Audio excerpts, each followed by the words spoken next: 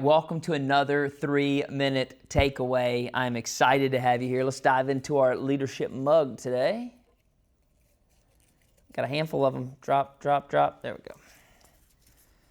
All right, this one says, encouragement is a leadership superpower. Encouragement is a leadership superpower. Okay. 3 minutes. I think a lot of times when we're leading others and we get good at what we're doing, it's really easy to think they know what we know, that they see what we see.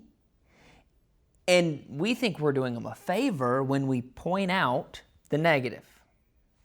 When we say, hey, this isn't going right, this isn't going right, this isn't going right. Many times we think if I bring it to their attention, they didn't know about it, they could do better, they could get a better result, and they would feel better about their job. That's not exactly true. Number one, they don't know what you know. Many times they don't have the experience you have, they don't have the time in the organization you have, so they don't know what you know. Number two, they don't see what you see. You're developing them. So, of course they can't see as far as you can see. John Maxwell says the difference between a follower and a leader is a leader sees further. The difference in a good leader and a great leader is a great leader sees even further. You're their leader. You can see further. So when you just point out the negative, what we're really doing is we're really discouraging them because we don't say the positive. When I was early on in leadership in the restaurant space, one of the things I often said is I can do 99 things right and one thing wrong, and the one thing I did wrong will get noticed.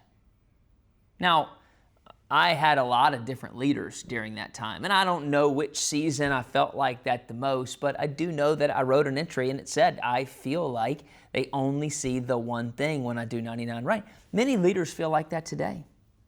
And I think it's due to not having enough encouragement, because we can't just point out the negative. We actually need to point out more positive than we point out negative.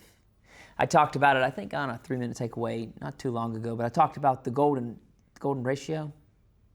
Something like it's 3-to-1 ratio is how I know. But 3 positives for every 1 negative, 3 encouragements for every 1 challenge. It's really important here. You got to find ways to encourage people every single day, because that ratio is so important. You're making the deposits before you take a withdrawal. I've already covered that on a 3-minute, but let me give you a practical application, something you could do. Practice your encouragements. Take 5 pennies and put them in one pocket. And then as you go throughout the day, encourage somebody and move a penny over. I know it sounds stupid and simple, but it'll help you remember. Moving the pennies over. And then once you get to the end of the day, have encouraged 5 people. That's the goal, 5 people. You do that day in and day out. You've built up that encouragement bank. And then when you need to point something out, it's going to get taken care of,